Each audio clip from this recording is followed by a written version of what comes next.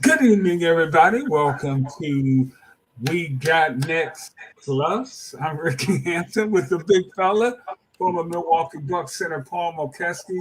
Hey, man, Mo, the beautiful thing about our show is when stuff happens, we're able to get on here and talk about it and get it out to our viewers and to our viewership. And we got breaking news today out of the NBA corporate offices. And let me just play this to let everybody see what's going on. Basketball star John Morant for 25 games. Let's get back to Blake at the Alert Desk for details. Hey, good morning to you, Nikel. Yeah, that's exactly right. This is the latest update for the Grizzlies star after he was seen yet again displaying what appeared to be a gun on social media. The NBA made the announcement earlier this morning. Morant will also have to follow certain conditions before being reinstated. Now, this is his second suspension in the last 3 months for issues involving guns. Now, NBA Commissioner Adam Silver issued a statement this morning. It reads in part, quote, John Morant's decision to once again wield a firearm on social media is alarming and disconcerting given his similar conduct in March, for which he was already suspended 8 games. He adds the potential for other young people to emulate Ja's conduct is particularly concerning. Under these circumstances, we believe a suspension of 25 games is appropriate and makes clear that engaging in reckless and irresponsible behavior with guns will not be tolerated, end quote. For breaking news around the clock. 25 games, Mo. Seems like he's lucky. Yeah, I mean, a lot of people anticipated at least half a season. Some people were saying a full season. But when you look back at other people that were suspended, Gilbert Arenas, guys like that, the 25 games kind of goes in line with that. It's not a slap on the wrist. It's more like a punch in the gut because it's going to cost him about $8 million in salary because it's unpaid. And also, who knows about his sponsorships? In his official release, he apologized to his sponsors and said, "I will do everything to help represent our product better in the future," stuff like that. So he's trying to lay the groundwork to do the least damage he can. But it's I'm just hoping. We've had this talk a lot. I'm hoping that this is the bottom for him, and that he finally really understands, where he's at, what changes he has to make, and get some help, doctor help, and also help from, guys that have played before, or guys, John Lucas type, or Carmelo Anthony type, someone like that to really, bring them in and really listen to them and kind of learn from his mistakes because. We both talked about it. The first, going to 11 days of counseling and getting an 8-day suspension was almost like nothing, in my opinion. But now, when you're talking about this 8 months now, the summer and the season, you're looking at 8 months now. And, but the danger part is what's he going to do in the off season? Hopefully he doesn't go back and have more chances to do silly stuff. So, it's a little lower than I thought it was going to be, but it is not a slap on the wrist. It's a punch in the stomach, and hopefully he'll wake up. Because he's really hurting. He's hurting himself with ability to make money. But let's face it. I mean, he has 4 years of like $120 million, and none of that. If he just doesn't do anything anymore, he's going to get most of that, except the money he's going to miss. But future of having his career in the league, and he's hurting the franchise in Memphis, the fans in Memphis. They had a good year going, even though they had injuries. I mean, they were like fourth, I think. And 51 wins. That they were easily the 2 seed in the West last year. And they have something to build on. But the fans take a hit, the team takes a hit, his teammates take a hit, and you know who else takes a hit that no one talks about? The coaching staff. He's putting their jobs on the line too, because we know how fast coaches get fired. So and it's unfortunate because Steven Adams was injured. He's going to be coming back next year. One of their other players, I can't. Clark, guy. Yep. So they were all kind of getting, okay, we're all going to come back and we can make another run and maybe add a piece and do all this. But now he's going to be gone for an important part of the season for them, the first 25 games, at least. At Yeah. least. Hey, Because, Mo, the NBA Players Association is unhappy with the suspension. Let me read you a little bit of what they have to say. You know, Ja's gone 25 games without pay. Uh, Ja has expressed his. This is a statement from the NBA Players Association. Ja has expressed his remorse and accepted responsibility for his actions. We support him unequivocally as he does whatever is necessary to represent himself, our players, and our league in the best possible light. As to the discipline imposed, which keeps him off the court until December and requires some unstated conditions to be met before he can return, we believe it is excessive and inappropriate. yeah, I mean, that's the Player Association job is to protect the players. I respect that and understand that. However, saying that he has admitted mistakes and shown remorse, he did that already. The first time he did it already, and then after in less than 2 months, he repeated the same action.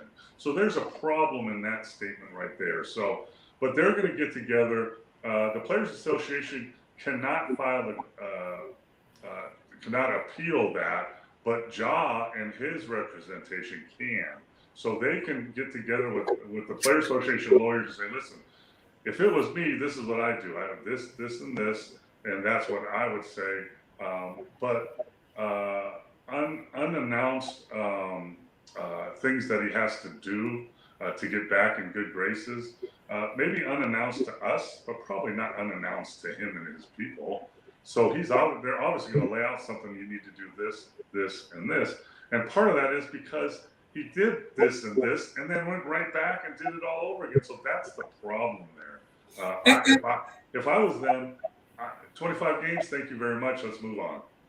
And Mo, it's not like Silver wants to do this. This guy's one of the stars of the league. No, I mean you could tell, and people kind of understand. You could tell when this whole thing came out again the second time, you could see in Adam Silver's face, he was upset, disappointed, and frustrated because he obviously sat down with John Moran, his family, his representation, and they went face to face. Looks, I'm sorry, I know I made a mistake. It's not going to happen again.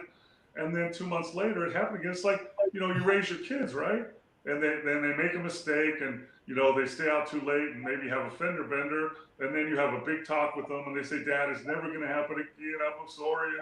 And then 3 weeks later, he does the same thing. He goes out past curfew and gets in a car accident. It's the same thing. You're frustrated. You're upset, and he doesn't want to do this, but it's pretty much unless unless you want guys on the bench wearing bucket hats and sunglasses, you better put a discipline down now. I know that's something you want to see them address.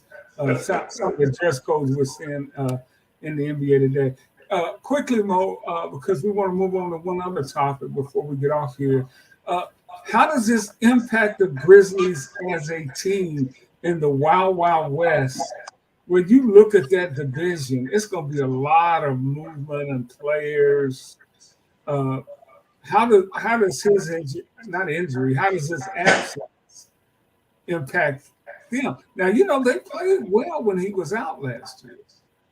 Yeah, and they have a decent roster. And obviously, if he's playing and available, they're up there in the top 5 for home court in the first round, which is what you want to get. But Golden State Warriors have a lot of decisions to make. Draymond Green is an unrestricted free agent. He can go anywhere he wants.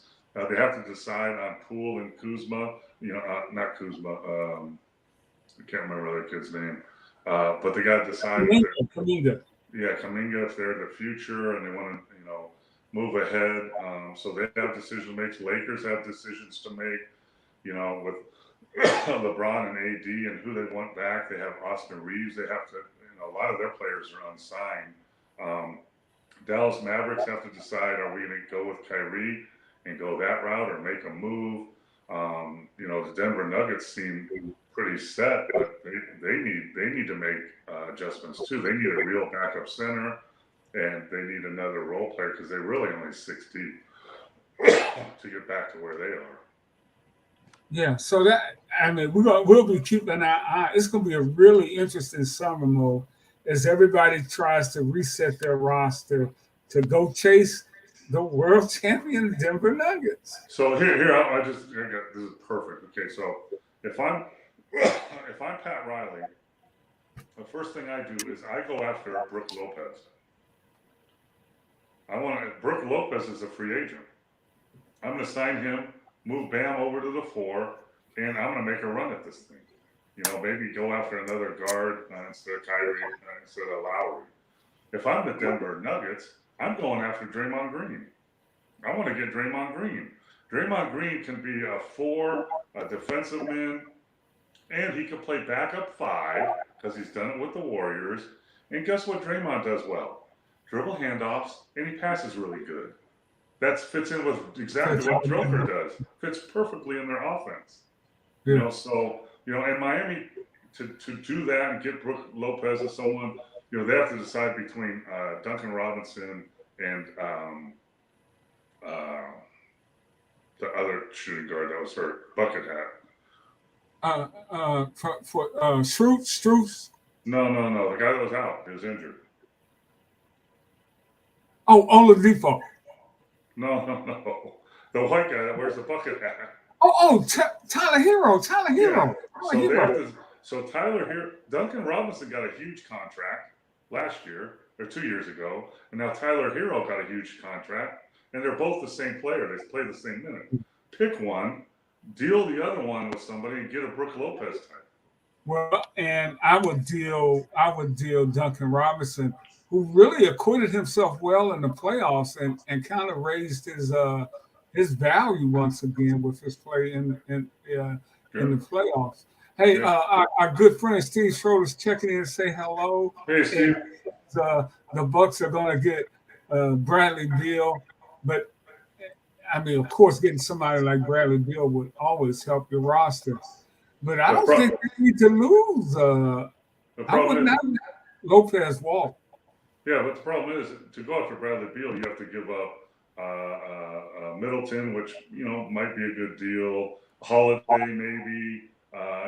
You won't be able to sign Lopez. You have to make a lot of things to make the Beal deal go. That's a tough. You're gonna make big changes. You also have the Boston Celtics that are going to have to decide what they're gonna do. With their 2 wing guys and Marcus Smart, and are they going to run it back, or are they going to deal one of those guys and maybe they can get Beal? Yeah. And also Damian Lillard is in the mix too.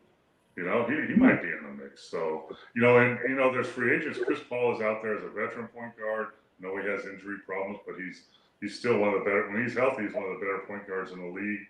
And free agencies, there's going to be more guys out. Van Fleet is out there. He's a really guard. He's like a younger Lowry who did well for Miami this year. So there's going to be a lot of changes to predict. What the standings at this point in the NBA is crazy because there's going to be too much. Hey, one more thing before we get out of here. Let me get this from Steve real quick. Holiday going to shooting guard, build a point. Lopez re-signing, and Middleton will be gone because he wants a match. Steve, I hope you're right about that, but I just got a hard time seeing them getting the deal because they will have to give up so much. And number one, I don't like that deal because Holiday is not a shooting guard. He's a point guard, and he needs to play the point. So you would move him out of position. It'd be a nice backcourt dynamic, but it's like Kyrie playing with Luka. I don't think it works. Yeah. We talked about it time and time again. You got to have cohesion in the National Basketball Association. So look at the Denver Nuggets, who are arguably just 6 deep, but they have the right 6, right? They have Jamal Murray at the point. They have Luka. The Joker at center. They have Michael Porter Jr. at the wing. They got Gordon at the power forward. And KCP. they have, what's that? KCP. KCP is a guard. So those are all different positions. You know, and then they come off the bench with Brown and Brown, you know, who are wings. So, you know, they're every position. So if you get two players that are main cogs in your offense and they're out of position, you got problems. You know, you can't make a point guard a two really. You know, you can't really make a two guard a point. Yeah. Hey, Michael Jordan is selling his majority share of the Charlotte Hornets for $3 billion is the asking price here. Michael bought the team in 2010. He bought major interest. Jordan became part owner of the team in 2006 and bought controlling interest from then owner George Shinn for $180 million in 2010. Mo, you worked in Charlotte. You know that franchise well. Your thoughts on this, on MJ's time there, and will they stay in Charlotte with the new ownership? I know it's so early to get into all this, but your town of Vegas is just waiting for somebody. Yeah, I don't think the NBA lets people move anymore. I think they're going to add two franchises as expansion, one here in Las Vegas, and then give one back to Seattle. And then they'll move Minnesota to the east to balance out the whole league. I was there with MJ when he was a part owner. But he was running a lot of the things. He ran the draft. He was in control a lot. Rod Higgins was the GM and was doing basketball stuff, but Michael's hand was in everything, and which it continued on till I believe he wanted to go ahead and take complete ownership and really run it. And let's be frank, it hasn't been very successful. He's made some bad decisions. He's also had some bad luck with injuries. Charlotte is a small market town, small market town. That does have an NFL team. But they need a winner there to stay there. You know, North Carolina is basketball country. However, it's college basketball country. It's not.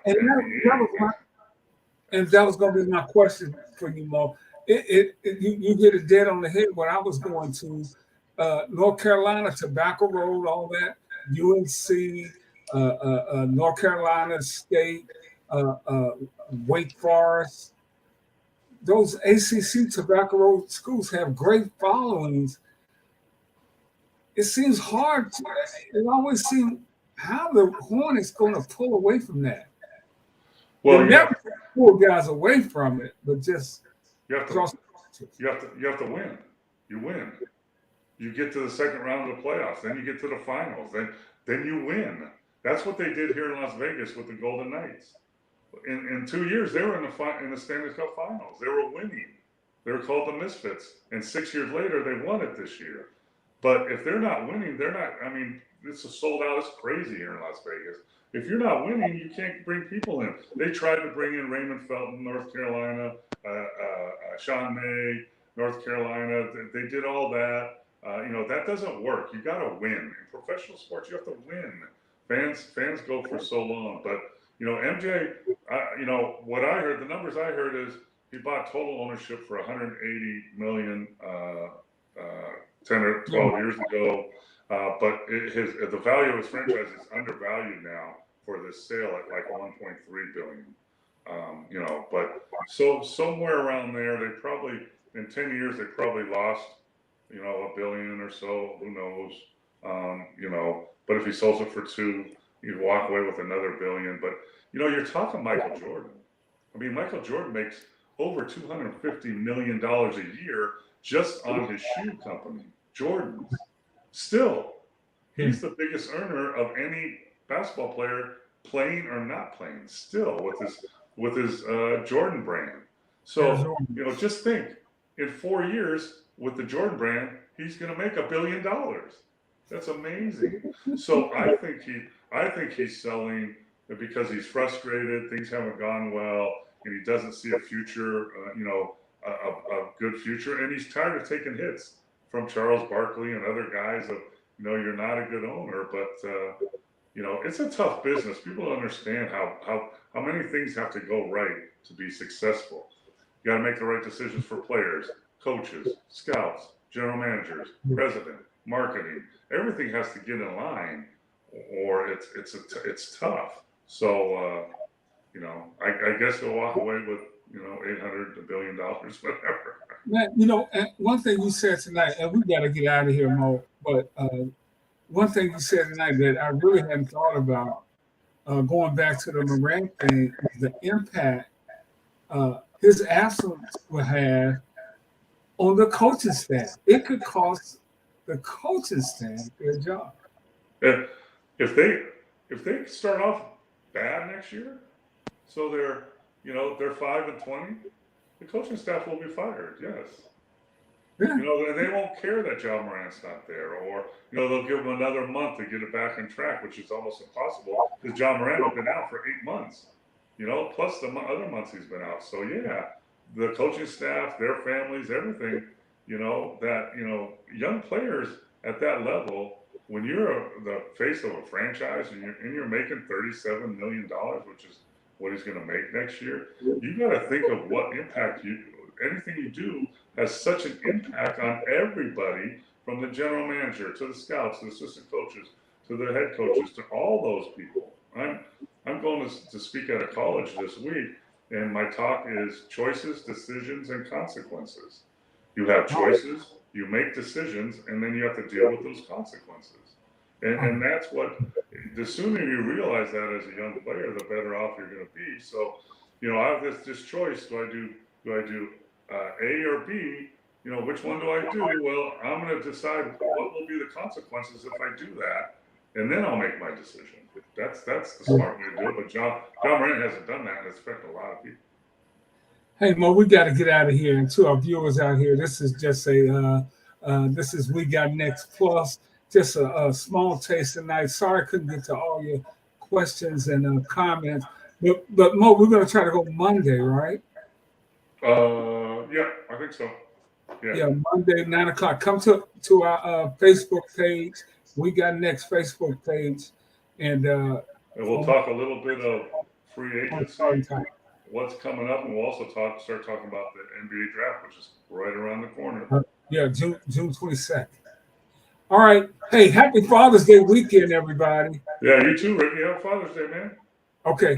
Take care, guys. You're probably playing golf. Yes, I will be. That's good. You deserve it. See you, Mo. All right. Take care, everybody.